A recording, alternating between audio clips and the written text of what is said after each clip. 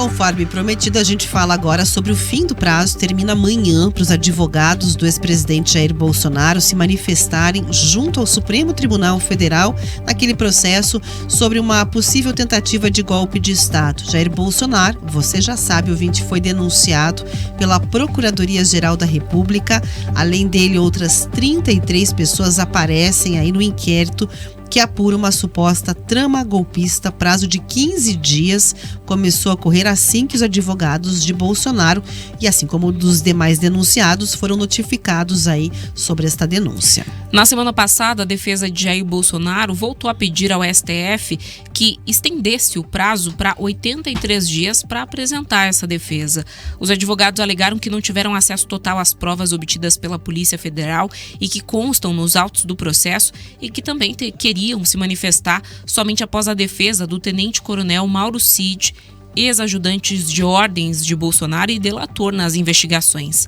Após a entrega da defesa, a primeira turma do STF deve analisar as manifestações dos advogados e então decidir se há elementos suficientes ou não para receber a denúncia da PGR.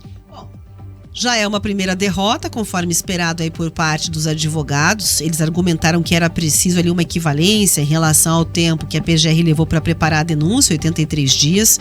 Então já acham injusto que eles tenham que apresentar em tão pouco tempo, né? Comparado de 83 para 15, é um prazo bastante significativo, né? Bem menor. Então entendem que ali já houve uma questão de comprometimento do processo e preparam ali pilares da defesa que a gente já sabe desde já. Nem apresentaram, mas já dá para saber qual é a argumentação, né? A questão de que o Bolsonaro foi correlacionado a essa denúncia sem ter ali, digamos, elementos, né, que deem sustentação, apenas pelo fato de ele ser o presidente da República, estar presente em reuniões que foram apontadas ali dentro dessa peça do documento da PGR. O Bolsonaro gostaria de ser julgado, inclusive, na primeira instância. É mais um caminho que a gente já entende, segundo a visão de juristas, em que a defesa dele sairá derrotada também.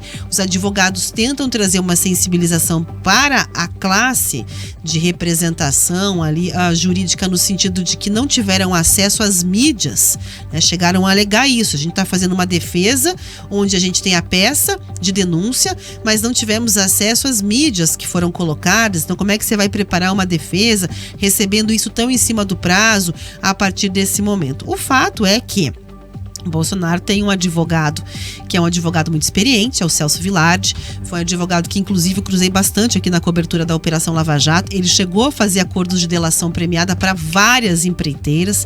Salvo engano, que eu estou puxando pela memória, Camargo Correia, Andrade Gutierrez, entre outras empreiteiras. Ele também foi advogado na Operação Castelo de Areia. Ele consegue ali transitar muito bem, é um advogado bastante respeitado.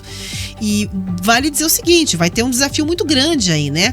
Porque você tem, além da questão do processo em si, todo um pano de fundo eleitoral para 2026, ligado de forma intrínseca a essas movimentações do Supremo Tribunal Federal. A defesa já vem reclamando do que seria, supostamente, ali, né, uma pressa do Supremo Tribunal Federal, nos primeiros passos dessa ação, já com muita celeridade, colocando ali como primeiro plano, né, essa questão da avaliação do caso de Bolsonaro e dos outros denunciados, e tem a delação do Mauro Cid, que vai tentar anular. Foram 3 depoimentos, alguns trechos já apareceram ali, em redes da direita você observa muito aquele que o Alexandre de Moraes dá um esbrega, ele dá um aperta, né, dentro da questão. Houve o entendimento de que delação premiada não é conversa de chá das 5, então que realmente, se você vai fazer uma delação e vai entregar coisas, entregue, e por isso ele dá aquela dura.